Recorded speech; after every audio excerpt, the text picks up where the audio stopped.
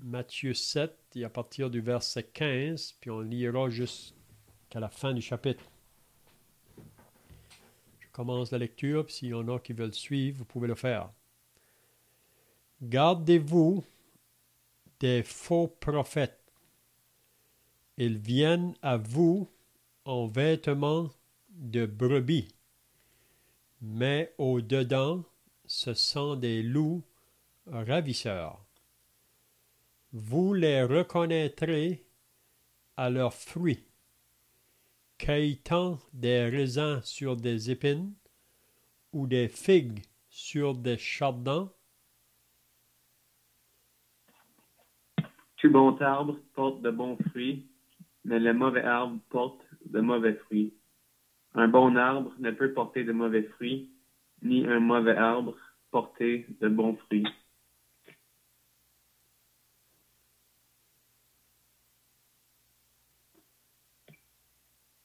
Tout arbre qui ne porte pas de bons fruits est coupé et jeté au feu. C'est donc à leurs fruits que vous les reconnaîtrez.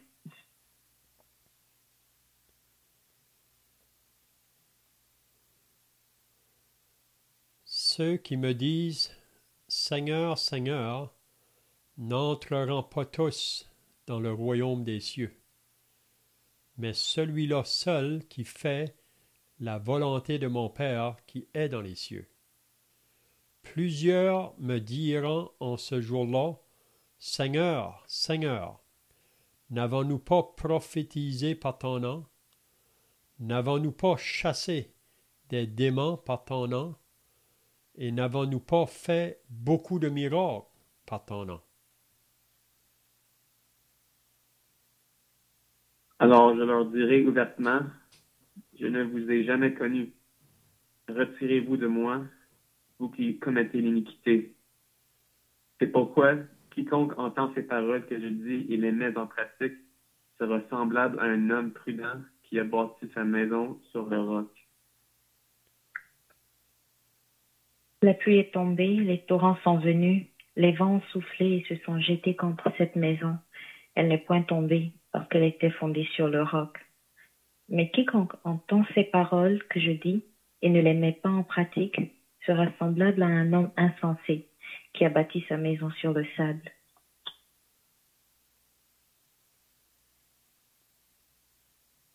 La pluie est tombée, les torrents sont venus, les vents ont soufflé et ont battu cette maison. Elle est tombée et sa ruine a été grande. Après que Jésus eut achevé ses discours, la foule fut frappée de sa doctrine, car il enseignait comme ayant autorité et non pas comme leurs scribes. Amen. Donc, si vous étiez là la semaine passée, on avait regardé à partir du verset 7, puis le Seigneur enseignait à ses disciples de demander et l'on vous donnera. Cherchez et vous trouverez. Frappez et l'on vous ouvrira. Donc, on avait dit que le Seigneur veut que nous demandions. Puis on peut dire que premièrement, c'est à lui que nous devons demander parce que toute chose vient de lui. Dieu peut utiliser les hommes pour pourvoir à nos besoins, mais tout vient de lui. On lit dans le psaume 50 que tous les animaux de la terre lui appartiennent. Donc c'est lui qui est au contrôle de toute sa création. Même c'est lui qui est au contrôle de tous les astres. Donc c'est pour cela qu'il prend plaisir vraiment quand que les disciples ou ceux qui lui appartiennent viennent à lui pour leur faire connaître leurs besoins. Il les connaît déjà, mais quand on vient à lui dans la prière, ça démontre qu'on est dépendant de lui pour nos vies de chaque jour, pour nos besoins matériels, corporels, spirituels. Puis comme on a dit dernièrement dans le psaume 119 qu'il n'y a pas une situation ou une circonstance dans laquelle on peut être que la parole de Dieu n'a pas la réponse pour nous. Mais parfois, il faut simplement chercher. Et c'est un peu comme le salut. Si on ne cherche pas, on ne va pas trouver. Et comme que Isaïe nous dit, cherchez l'Éternel pendant qu'il se trouve. Invoquez-le tandis qu'il est prêt. Donc, on est exhorté donc à demander à Dieu. Puis aussi, on avait vu que Jésus disait que tout ce que vous voulez que les hommes fassent pour vous, faites-le de même pour eux, car c'est la loi et les prophètes. Donc,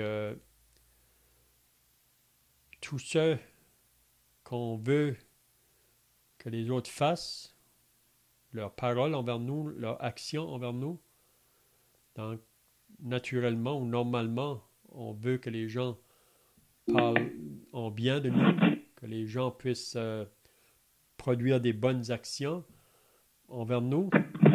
Nous, on devrait faire la même chose aux autres. Donc, qu'est-ce qu'on veut qu'on fasse pour nous? Ça veut donc dire qu'on devrait le faire aussi pour les autres. Puis on sait que la loi, vraiment, l'amour est l'accomplissement de la loi. Donc, si on aime, on va mettre la loi en pratique. Puis vraiment, notre amour, premièrement, c'est envers Dieu. Tu aimeras le Seigneur ton Dieu de tout ton cœur, de toute ton âme, de toute ta force et de toute ta pensée, et ton prochain comme toi-même. Donc, l'amour est l'accomplissement de la loi. Si on aime, on va aimer Dieu premièrement. On va vouloir lui obéir, faire sa volonté.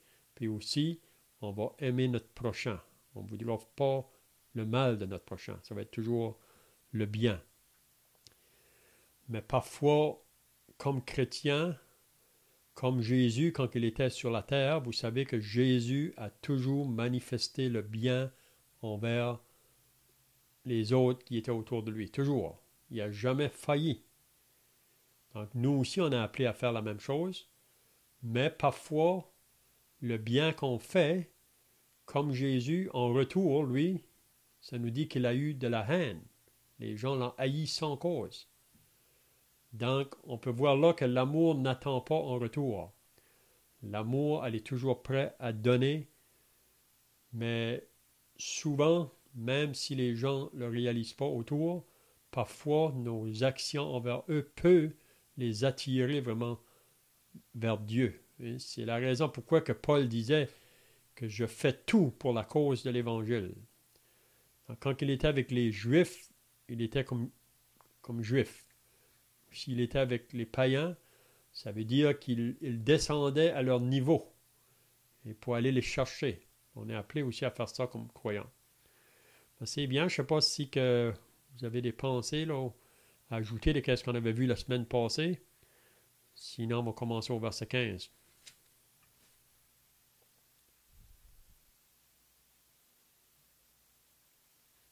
Donc, le verset 15, juste avant ce verset-là, on avait vu concernant les deux chemins, là, les deux portes.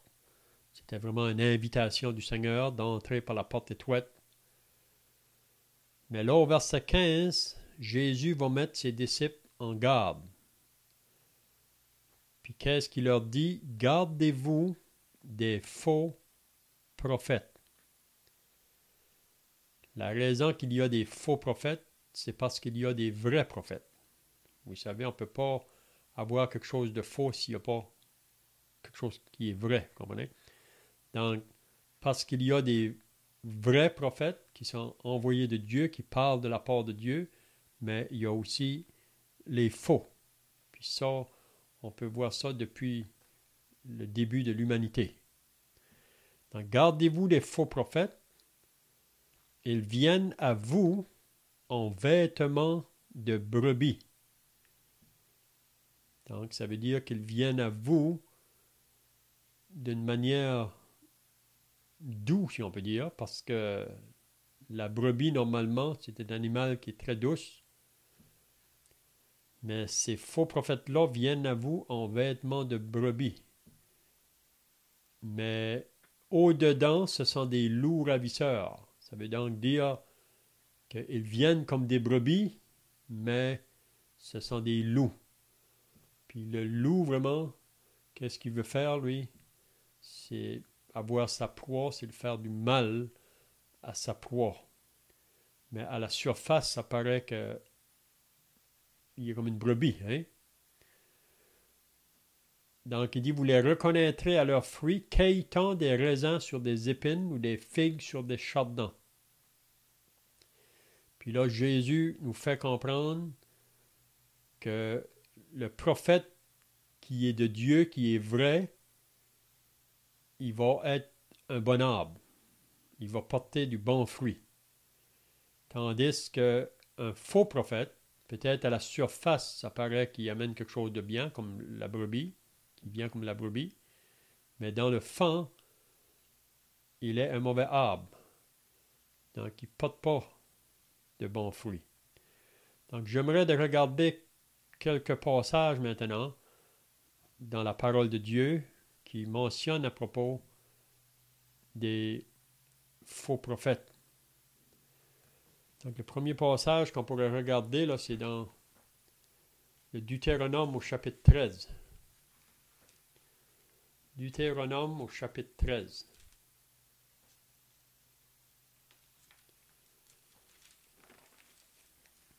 Puis ici, c'est Moïse qui parle au peuple d'Israël, puis il les met en garde. Puis vraiment, dans la section qu'on va lire, là, il parle de 3 choses ou 3 mises en garde envers des personnes qui veulent venir pour nous détourner du chemin ou nous égarer de la voie de Dieu. Donc, on va lire Deutéronome 13 et le verset 1, puis on va lire jusqu'au verset... Peut-être qu'on va juste lire la première section jusqu'au verset 5, parce que c'est vraiment, il parle du prophète ici. Mais si vous voulez plus tard vous-même regarder plus loin dans le chapitre, vous allez voir qu'il y a 3 choses qui voudraient nous détourner de Dieu. Donc, si quelqu'un veut lire, là, Deutéronome 13, de 1 à 5.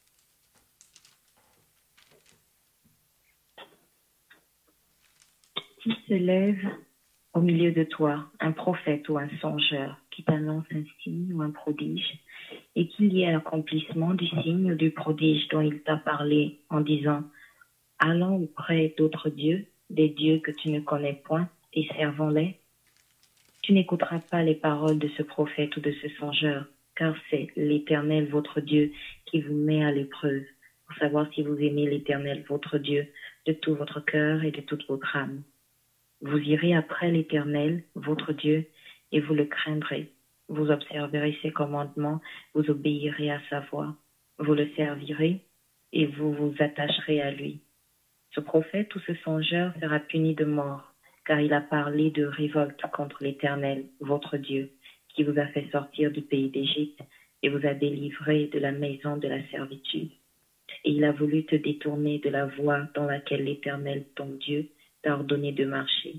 Tu ôteras ainsi le mal au milieu de toi. Amen.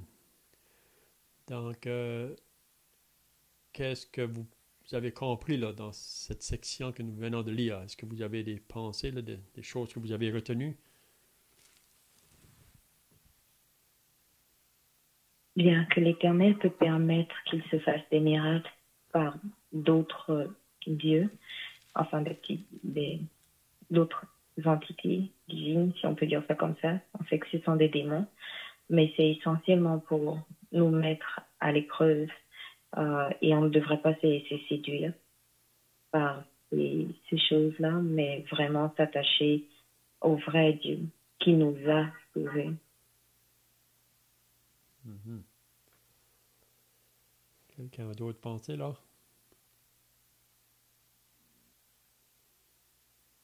Je trouve ça curieux quand il dit si un prophète ou un songeur t'annonce un signe ou un prodige et qu'il y a accomplissement du signe ou du prodige dont il t'a parlé. Donc, c'est comme si je suis un petit peu curieux de voir ici comment il pourrait savoir des choses qui est arrivé sans être un vrai prophète. Mhm. Donc, c'est ça le point. Vous savez que Jésus a dit dans Matthieu 24, puis même il a dit dans Matthieu 7, là, il met en garde les disciples parce que il y aura des faux Christ parmi vous, des faux prophètes, puis même ils feront des miracles parmi vous. Vous savez, aujourd'hui, il y a beaucoup de gens qui réclament de faire des miracles ou des signes. Puis l'homme aujourd'hui, c'est un peu comme les Juifs, ils cherchaient les miracles, les Grecs cherchent la sagesse. Donc, on cherche vraiment les choses qui sont frappantes. Hein? Donc, il y a des personnes dans le monde aujourd'hui qui font ces choses-là, puis on sait qu'en arrière, c'est vraiment le diable, comme notre sœur vient de dire.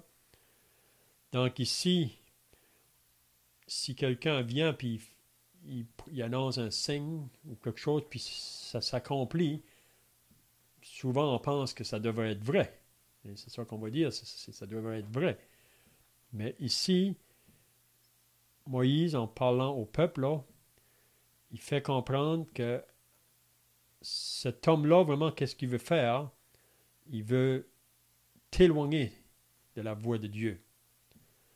On a l'exemple vraiment de Balaam. Vous vous rappelez Balaam dans Nombre au chapitre 25. Balaam, à la surface, à la première vue, on dirait que c'est un homme de Dieu, même qui mentionne des paroles qui bénit même Israël. Mais Abraham est un faux prophète. Donc ici, le prophète donc qui vient, il annonce une chose, puis la chose se fait, mais par la suite, il veut te détourner. Hein, c'est ça qu'il dit. Il veut te détourner. Et qu'il y ait accomplissement du signe ou du prodige dont il t'a parlé en disant, allant après d'autres dieux, des dieux que tu ne connais pas et servons-les. Donc, cet homme-là ici, il veut nous entraîner vers d'autres dieux, vers des faux dieux. Donc, c'est là qu'on va discerner donc que cet homme-là est faux. Il est faux. Au verset 5, il dit, ce prophète ou ce songeur sera puni de mort, car il a parlé de révolte contre l'Éternel, votre Dieu, qui vous a fait sortir du pays d'Égypte et vous a délivré de la maison de servitude. Et il a voulu te détourner de la voie dans laquelle l'Éternel, ton Dieu, t'a ordonné de marcher. Tu ôteras ainsi le mal du milieu de toi. Puis si on lirait par la suite, là, ça nous parle par la suite du lien familial. Soit un frère, une sœur, un papa ou une maman. Ça, c'est un lien qui est très fort aussi. Mais le lien familial peut aussi nous détourner de la voie de Dieu. Donc, il nous met en garde aussi. Puis après ça, il nous parle d'une ville ou d'un groupe de personnes qui viennent pour nous détourner. Mais Moïse nous exhorte à être attachés au Seigneur. On va aller maintenant dans Jérémie, au chapitre 23. Il y a beaucoup de passages qui peuvent être lus, là, mais j'ai juste choisi quelques-uns. Dans Jérémie, au chapitre 23, si quelqu'un veut lire à partir du verset 25, puis peut-être qu'on pourrait lire jusqu'au verset 32. Jérémie 23, 25 jusqu'au verset 32. Si quelqu'un veut lire.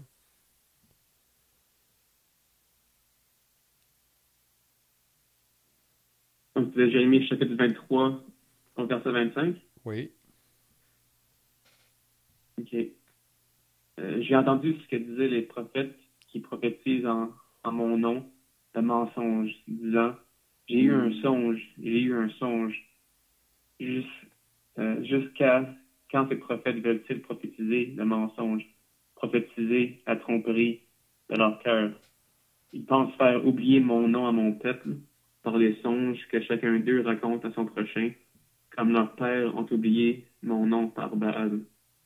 Pour que le prophète qui a eu un songe raconte ce songe, et que celui qui a entendu ma parole rapporte fidèlement ma parole, pourquoi mêler la paille au froment, dit l'Éternel? Ma parole n'est-elle pas comme un feu, dit l'Éternel, et comme un marteau qui brise le roc? C'est pourquoi, voici, dit l'Éternel, j'en veux aux prophètes qui se dérobent mes paroles l'un à l'autre. Voici, dit l'Éternel, j'en veux aux prophètes qui prennent leur propre parole et la donnent pour ma parole. Voici, dit l'Éternel, j'en veux à ceux qui prophétisent des songes faux, qui les racontent et qui égarent mon peuple par leurs mensonges et par leur témérité. Je ne les ai point envoyés, je ne leur ai point donné d'ordre. Ils ne sont d'aucune utilité à ce peuple, dit l'Éternel. Amen. Donc ici, c'est bien clair que sous l'Ancienne Alliance, il y avait des faux prophètes qui disaient de parler de la part de l'Éternel. Mais ici, on voit que l'Éternel met ça bien clair, qu'il ne parle pas de la part de l'Éternel, il parle pour leur propre fin. Et puis, il y a une chose qu'on doit dire là, pour reconnaître le vrai et le faux. Dans nos jours aujourd'hui, puis on pourrait dire même ceux de l'Ancien Testament, mais c'est qu'est-ce qu'on dit de Jésus, du Seigneur Jésus. Donc ça, c'est une question qu'on devrait demander à toute personne qui vient à nous disant qu'il vient de la part de Dieu.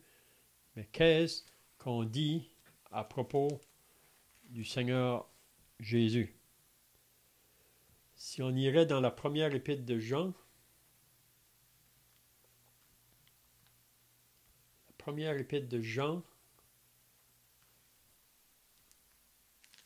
au chapitre 4.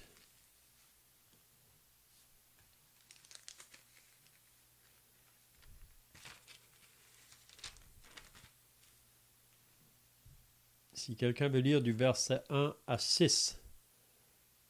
1 Jean 4, 1 à 6.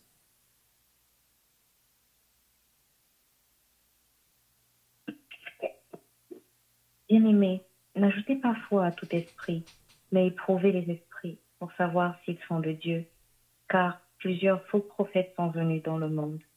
Reconnaissez à ceci l'Esprit de Dieu. Tout esprit qui confesse Jésus-Christ venu en chair est de Dieu. Et tout esprit qui ne confesse pas Jésus n'est pas de Dieu. C'est celui de l'Antéchrist, dont vous avez appris la venue et qui maintenant est déjà dans le monde. Vous, petits enfants, vous êtes de Dieu et vous les avez vaincus, parce que celui qui est en vous est plus grand que celui qui est dans le monde. Eux, ils sont du monde. C'est pourquoi ils parlent d'après le monde, et le monde les écoute. Nous sommes de Dieu. Celui qui connaît Dieu nous écoute. Celui qui n'est pas de Dieu ne nous écoute pas. C'est par là que nous connaissons l'esprit de la vérité et l'esprit de l'erreur. Amen. Donc ici, c'est bien clair qu'est-ce que Jean nous dit, comment qu'on fait pour reconnaître le vrai du faux. Donc, c'est qu'est-ce qu'on dit de Jésus. Vous savez qu'il y a beaucoup de personnes qui se sentent élevées. Il y a beaucoup de confusion dans le monde aujourd'hui. Beaucoup de sectes religieuses qui est sorti. Puis si vous leur demandez, qui dites-vous que Jésus est? Hein? Donc, il y a 3 questions qu'on peut leur demander. Est-ce que pour toi, Jésus est Dieu? Ça, c'est la première question qu'on devrait demander. Vous savez qu'il y a des personnes qui vont dire que Jésus, ils parlent de Jésus, ces personnes-là. Vous savez, toutes les faux, la plupart, parlent à propos d'un Jésus. Mais le Jésus qu'ils parlent, Paul nous dit ça dans la 2e épître aux Corinthiens, là, au chapitre 11. si quelqu'un vient à vous pour vous annoncer un autre Jésus. Donc, ce n'est pas vraiment le Jésus que Paul annonçait, ou le Jésus de la Bible. Ils viennent vous annoncer un autre Jésus. Donc, il y a des personnes dans le monde aujourd'hui, ils sont prêts à dire que Jésus était un bon vivant, si on peut dire. Il a fait des bonnes œuvres, des bonnes actions. Ils disent qu'il était un prophète, mais ça arrête là. Donc, si vous leur demandez est-ce que Jésus est Dieu, ils ne croient pas. Et même plus que ça, ils vont nous dire que Jésus n'est pas le Fils de Dieu. Donc, ça nous dit que ce prophète-là, ou ceux qui parlent de la part de ce prophète-là, ils sont faux. C'est faux. Parce que la parole est très claire que Jésus est Dieu. Hein? Est-ce que vous connaissez des versets dans la parole qui nous disent que Jésus est Dieu? Est-ce que quelqu'un connaît des versets de la parole qui dit ça?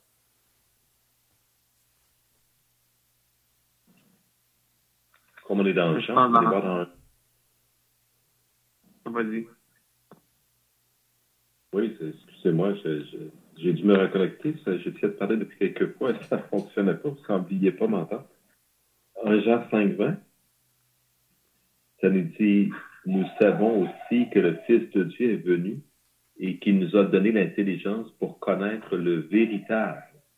Et nous sommes dans le véritable, dans son Fils Jésus-Christ.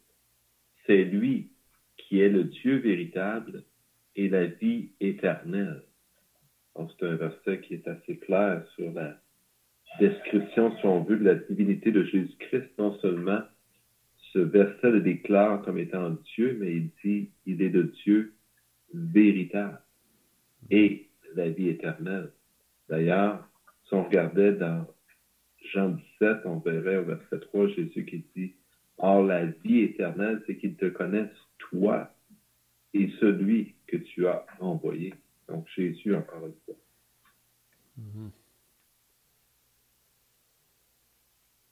Brandon, tu allais dire? Oui, j'allais citer un autre verset dans Jean où ça dit moi et le Père, nous sommes un. Alors, c'est un autre verset qui est assez clair. Là. Mm-hmm. Mm-hmm.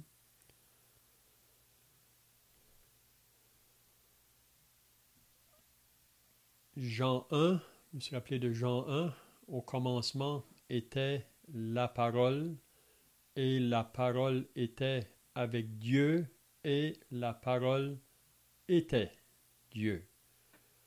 Donc ça, c'est bien clair, ce verset-là. C'est un verset que j'utilise souvent quand je parle avec les personnes qui vont contredire que Jésus est Dieu.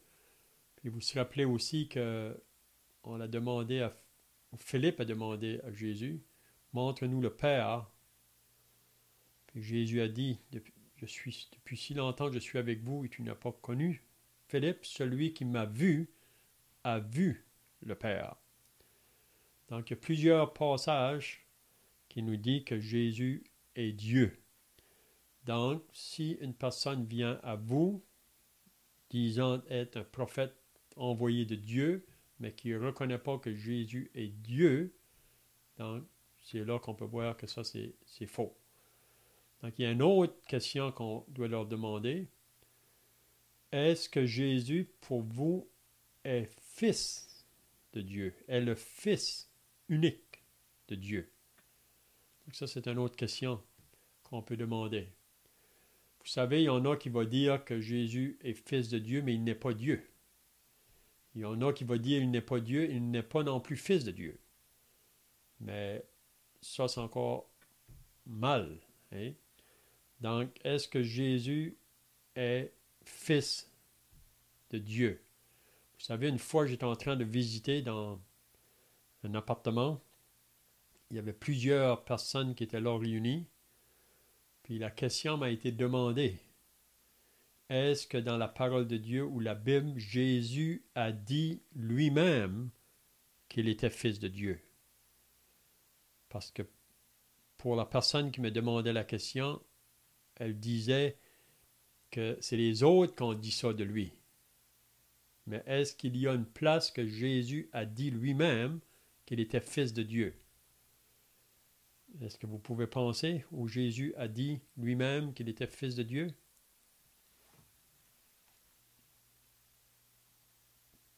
Mais si on va dans Jean chapitre 9, c'est quand que Jésus a guéri l'homme aveugle. Si on lit là à partir du verset 31, il dit « Nous savons que Dieu n'exauce point les pécheurs, mais si quelqu'un l'honore et fait sa volonté, c'est celui qui l'exauce. Jamais on n'a entendu dire que quelqu'un ait ouvert les yeux d'un aveugle né. » Ça, c'est l'aveugle qui est en train de parler au chef religieux. « Si cet homme ne venait pas de Dieu, il ne pourrait rien faire. » Ils lui répondirent, « Tu es né tout entier dans le péché, et tu nous enseignes. » Et ils le chassèrent. Donc les chefs religieux chassent l'aveugle parce qu'ils parlent de la part de Jésus. Regardez ce que ça dit au verset 35. Jésus apprit qu'il l'avait chassé. Et l'ayant rencontré, il lui dit, « Crois-tu au Fils de Dieu? » Donc c'est ça la question que Jésus demande à l'aveugle.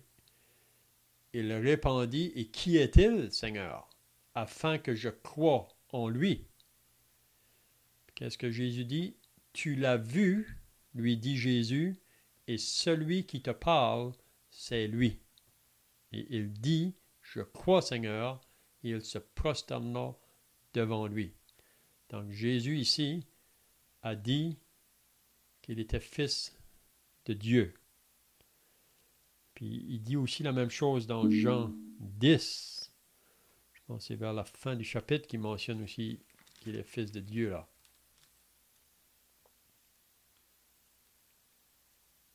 Mais vous pourrez regarder ça pour vous-même. Là. Dans Jean 10, il mentionne ça aussi, je pense. Au verset 36. Comment? Au verset 36. OK, c'est ça. C'est ça. Et cela parce que j'ai dit, je suis le Fils de Dieu. Puis on voit aussi un autre passage dans Marc 14, quand il était devant le souverain sacrificateur, même qui, le sacrificateur, il a demandé vraiment s'il était Fils de Dieu, il a dit, je le suis. Donc ça, c'est des passages qui est très bien de souligner parce que on veut nier ça. Oui? Donc, de ne pas croire que Jésus est Fils de Dieu, le prophète qui vient à vous pour dire ça, donc ça veut dire qu'il n'est pas vrai. Donc, il y a une autre question qu'on devrait leur demander. Vous savez que la parole de Dieu nous dit que Jésus n'a pas péché. Oui? Il n'a pas connu le péché, il n'a pas commis le péché, puis en lui, il n'avait pas de péché. Le péché n'était pas là. Mais la question que vous devez demander, est-ce que Jésus aurait pu pécher pendant sa vie sur la terre? Mais il y a des groupes aujourd'hui qui disent qu'il n'a pas péché, mais qu'il aurait pu pécher. Est-ce que ça, c'est vrai de la part de Jésus? Qu'est-ce que vous pensez?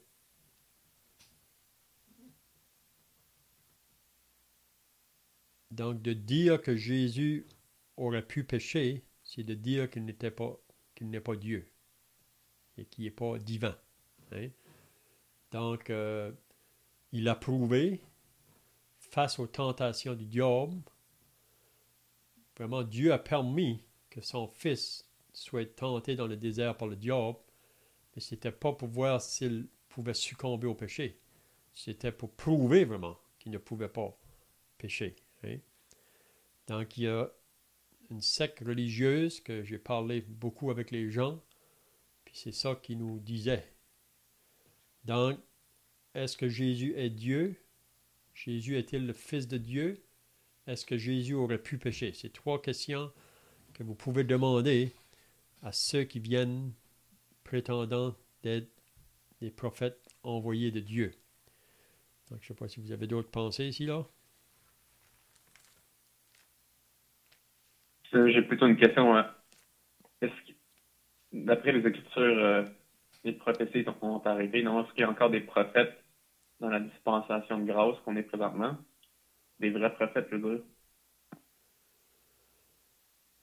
Non, pour moi, on voit selon l'enseignement de Paul dans l'Épître aux Éphésiens que les apôtres et les prophètes ils étaient là au fondement de l'Église. Puis aujourd'hui, nous avons la parole complétée et elle est pleinement révélée là. On a toute la parole complète qui nous est donnée. Parce que beaucoup des groupes aujourd'hui là, qui enseignent des choses à propos de Jésus qui ne sont pas claires, eux, ils vont vous dire que la parole n'est pas pleinement révélée. Il y a encore des prophètes aujourd'hui qui peuvent encore annoncer. Donc, le moment qu'on pense de cette manière-là, c'est pour ça qu'il y a tant de confusion dans le monde aujourd'hui. Mais je ne sais pas si c'est ça que tu voulais dire, là, Brendan. Ou... Ouais, c'était pour confirmer que les prophéties ont arrêté, effectivement. D'après ce que je peux lire dans les Écritures. C'est ça. Puis tout enseignement, même aujourd'hui, qu'on apporte au peuple de Dieu, on va chercher nos ressources dans la parole de Dieu. Et c'est ça qu'on lit dans les Actes des Apôtres. Là. Les premiers chrétiens, ils persévéraient dans l'enseignement des apôtres. Donc, parce que la parole est maintenant complète, on n'a pas d'autres révélations à nous être données. Donc, on puise tout l'enseignement, puis on sait que c'est l'Esprit de Dieu vraiment qui va utiliser des frères dans l'œuvre de Dieu. On voit ça dans Éphésiens 4, là, quand il parle des dons qui ont été donnés à des frères pour enseigner le peuple de Dieu. Il y a des bergers, il y a des évangélistes, il y a des docteurs. Hein? Donc on voit qu'il y a encore ces hommes-là parmi nous aujourd'hui, qui vont être là jusqu'à la fin de l'Église, si on peut dire. Donc je ne sais pas si vous avez d'autres choses à ajouter ici. En fait, la question de faux prophètes, c'est plus en rapport peut-être d'une certaine façon avec l'Ancien Testament. Dans le Nouveau Testament, on parle justement de faux docteurs. Pierre en parle. Il va s'élever parmi vous de faux docteurs. Et effectivement, il y avait des prophètes dans l'Église de Dieu au commencement, avant que la parole ne soit révélée de façon écrite aux chrétiens. Et il était demandé d'examiner ce que disaient les prophètes. Donc, d'examiner les Écritures, pas les Écritures. C'est ce qu'il a dit à ce moment-là. Il n'y avait pas de moyen de vérifier. Aujourd'hui, Dieu nous a donné ou complété sa parole, à laquelle tout nous est révélé, et on doit s'en tenir à la parole de Dieu. C'est ça que je voulais lire dans 2 Pierre. On pourrait lire le passage. 2 Pierre, chapitre 2, et le verset 1. C'est là que Pierre nous dit, « Il y a eu parmi le peuple de faux prophètes. » Donc, associé au peuple de l'Ancien Testament, il y a eu parmi le peuple de faux prophètes. Il y aura de même parmi vous de faux docteurs qui introduiront des sectes pernicieuses et qui, reniant le maître qui les a rachetés, attireront sur eux une ruine soudaine. Plusieurs les suivront dans leur dissolution, et la voix de la vérité sera calomniée à cause d'eux. Donc, on voit des personnes ici qui se disent docteurs ou vrais prophètes, puis vous savez que ces personnes-là ne disent pas toutes les choses fausses. C'est des gens qui connaissent beaucoup de la parole, même. Le faux docteur, c'est un homme qui connaît beaucoup de la parole, mais c'est pas un homme sauvé, c'est pas un homme qui est né de Dieu. Vous savez, il y a beaucoup de gens qui lisent la parole, mais la différence qu'il fait? Il y en a qui sont nés de Dieu, il y en a qui ne sont pas nés de Dieu. Puis ces personnes-là, vraiment, ils gardent pour leur intérêt à eux. Donc, un vrai prophète, vraiment, il va toujours chercher à élever la personne du Seigneur Jésus. Puis il va donner la place au Seigneur Jésus. C'est un peu comme Jean-Baptiste. Il faut qu'il croise et que moi je diminue. Mais tout faux prophète, souvent, qu'est-ce qu'ils font? Ils abaissent la personne du Seigneur Jésus pour s'élever eux-mêmes. Mais c'est toujours dans le but d'attirer sur eux. Hein? Donc c'est ça qu'il dit là. Il dit plusieurs vont les suivre. Donc il attire des foules de personnes, ces gens-là. Plusieurs le suivront dans leur désolution et la voix de la vérité sera calomniée à cause d'eux. Donc à cause de toutes ces sectes religieuses aujourd'hui, vous savez, ça a amené souvent du blasphème à l'Évangile ou à la parole de Dieu. Puis même, regardez ce qu'il dit au verset 3, par cupidité, par amour de l'argent. Donc ces gens-là utilisent la parole de Dieu pour un commerce, pour faire du trafic vraiment. Par cupidité, ils trafiqueront de vous au moyen de paroles trompeuses, eux que menacent depuis longtemps la condamnation et dans la ruine ne sommeille point. Donc, vraiment, la deuxième épître de Pierre, il nous parle beaucoup de ces gens-là. Vraiment, dans la deuxième épître, là, le chapitre 2, il parle de ça presque tout le long. Puis, si vous lisez l'épître de Jude, on peut les mettre ensemble. Il dit beaucoup les mêmes choses. Hein? Donc, des personnes qui viennent et qui disent qu'ils sont de Dieu, qui sont des prophètes, mais ils sont faux. Donc, Jésus l'a dit. Donc, je vois que le temps est pas mal passé, là. Mais quand il nous dit, là, vous les reconnaîtrez à leurs fruits, un bon arbre ne peut porter de mauvais fruits, ni un mauvais arbre porter de bons fruits. Tout arbre qui ne porte pas de bons fruits est coupé et jeté au feu. C'est donc à leurs fruits que vous les reconnaîtrez. Qu'est-ce que Jésus veut nous dire ici? Quel fruit qu'il devrait porter le vrai prophète?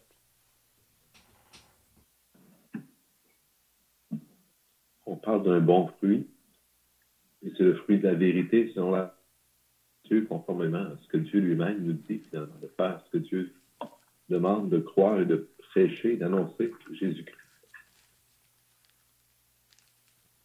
Mm-hmm. Donc, c'est le fruit qui est vrai, si on peut dire. C'est qu'est-ce qui va dégager. Il apporte quelque chose qui est vivant, quelque chose qui est vrai. C'est contraire au faux. Hein? Donc, il parle de deux arbres ici.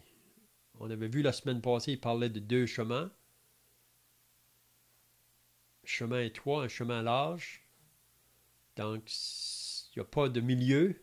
On est soit sur le large ou sur le chemin étroit. Si on est dans le chemin étroit, c'est parce qu'il y a eu un jour qu'on a entré. Mais là, ici, il nous parle de deux arbres. Un bon arbre, un mauvais arbre. Donc, le bon arbre, pour moi, c'est celui qui est né de Dieu. C'est celui qui possède l'Esprit de Dieu. C'est la raison pourquoi il peut porter du bon fruit.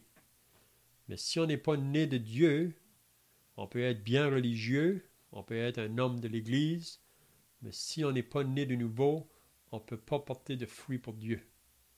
Les seules personnes qui peuvent porter du fruit pour Dieu, c'est ceux qui sont nés d'en haut. Parce qu'avant d'être né de nouveau, vous savez, on est ennemi à Dieu.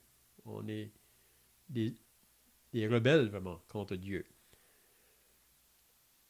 Donc, vous savez que dans Jean 15, Jésus parle en disant, moi je suis le vrai cep, mon Père est le vigneron, tout serment qui est en moi et qui ne porte pas de fruit, il le retranche. Mais tout serment qui est en moi et qui porte de fruits, il l'émane afin qu'il porte encore plus de fruits. Donc, le Seigneur s'attend de ceux qui lui appartiennent là, qu'on va porter du fruit. Puis dans Jean 15, il parle de porter du fruit, beaucoup de fruits, plus de fruits. Donc, quelqu'un qui est né de Dieu, il va porter du bon fruit pour Dieu. Okay? Donc, c'est comme ça qu'on va reconnaître le vrai du faux, en ce qui concerne les prophètes. Puis même, on verra la semaine prochaine, là, il y a ces personnes-là, un jour, que Jésus va leur dire, je ne vous ai jamais connus. Mais ils vont pas. Ils vont dire, mais Seigneur, On a prophétisé. On a fait des miracles. On a chassé des démons. Jésus dit, je ne vous ai jamais connu. Éloignez-vous de moi, vous qui commettez l'iniquité. Dans la bouche, ils ont le nom du Seigneur, mais dans leur vie de tous les jours, ils sont toujours associés à la vie du péché. Et c'est ça que Jésus, c'est comme ça qu'on va reconnaître. Hein? C'est bien, je vois que le temps est passé. Là. Je ne sais pas si vous avez des questions ou des pensées pour terminer. Sinon, on va terminer par la prière.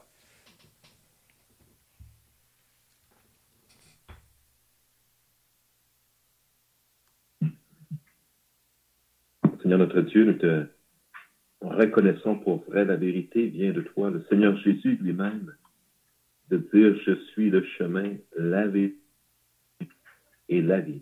Ce n'est pas l'idée vraiment que le Seigneur dit la vérité, mais il est la vérité. Tout ce qui vient de lui, tout ce qui transpire de lui est vérité. Le Seigneur, c'est lui, Jésus lui-même, qui nous a avertis de ces loups ravisseurs qui se déguisent en brebis et qui vont venir pour dissiper le troupeau. C'est lui-même qui nous annonce ces choses et qui nous dit la vérité. Et nous l'avons vu ce soir, Seigneur. Il a déclaré lui-même à être Dieu, à être Fils de Dieu.